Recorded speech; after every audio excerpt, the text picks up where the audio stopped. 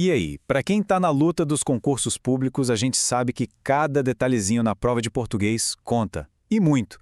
Hoje o nosso foco vai ser numa coisinha que parece pequena, mas que, olha, pode ser o que decide o jogo: os artigos.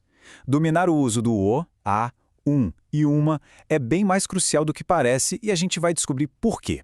E pode acreditar, isso não é exagero nenhum. Uma simples troca de um artigo definido por um indefinido ou vice-versa pode virar o sentido de uma frase de cabeça para baixo. E adivinha só quem adora explorar isso? As bancas de concurso, claro. É, de fato, um detalhe tático que pode definir a aprovação.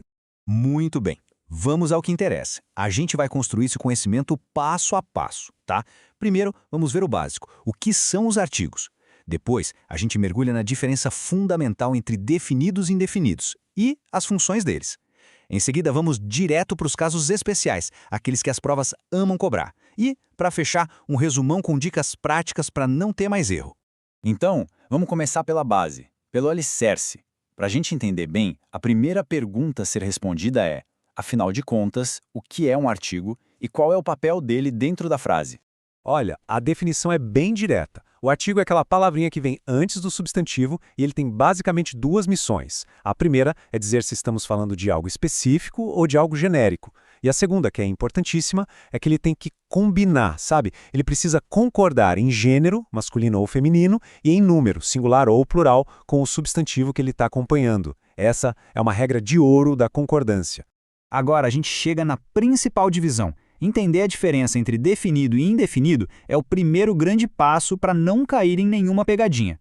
A palavra-chave aqui, gente, é especificidade. Essa tabela aqui organiza todo o universo dos artigos para a gente. De um lado, temos os definidos, o, a, os, as.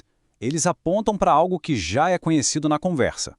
Do outro lado, os indefinidos, uma, uns, umas, que apresentam algo novo, algo que não foi especificado antes. Ter essa tabela na cabeça é o ponto de partida. E aqui fica muito claro como isso funciona na prática. Quando se diz "o carro está na garagem", a gente está falando de um carro específico que todo mundo na conversa já sabe qual é. Agora, se a frase é "um homem chegou", aí é um homem qualquer, um que não foi identificado antes. Percebe? A escolha do artigo muda completamente a informação que está sendo passada. Certo, já vimos o que são e como se dividem. Mas assim, os artigos fazem muito mais do que só determinar um substantivo, viu? Eles têm outras funções gramaticais que são cruciais. Então, vamos resumir essas funções? Além de especificar, os artigos são essenciais para indicar o gênero de palavras que não mudam, como em o estudante e a estudante. E aqui vem um ponto que cai demais em prova: a capacidade que eles têm de se juntar com preposições e formar contrações, como do, na ou pelo. Vamos ver direitinho como essa fusão acontece. O processo é simples, na verdade. Pega-se uma preposição como em, junta com o artigo tipo uma e o resultado é a contração numa. As bancas adoram criar questões que testam justamente o reconhecimento das pecinhas que formam uma contração e se a concordância está certa. Bom, agora a gente vai entrar no território preferido das bancas de concurso. As exceções, as regras especiais, as pegadinhas. É exatamente aqui que o conhecimento detalhado faz toda a diferença entre marcar o X no lugar certo ou no errado. Anota aí a primeira regra de ouro da omissão. De forma geral, não se usa artigo antes de nomes de pessoas, como Maria, nem da maioria das cidades, como São Paulo. Outro caso clássico é depois da preposição sem. O certo é estou sem esperança, e não sem a esperança. E a lista continua. Também não se usa artigo antes de numerais cardinais quando eles estão indicando uma ordem, sabe? Como em capítulo 2. E também um monte de expressões fixas da língua, como o ir a pé ou falar de repente. É bom ficar de olho nessas construções. Mas atenção! Como quase tudo em português, tem exceção. E são importantes. A gente usa, sim, o artigo com nomes de família no plural, por exemplo, os Silva. Também usamos com a maioria dos nomes de países, regiões e rios, como o Brasil ou o Amazonas.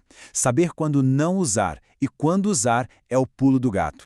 Agora esse aqui é um uso um pouco mais sofisticado do artigo, que a gente chama de valor pronominal.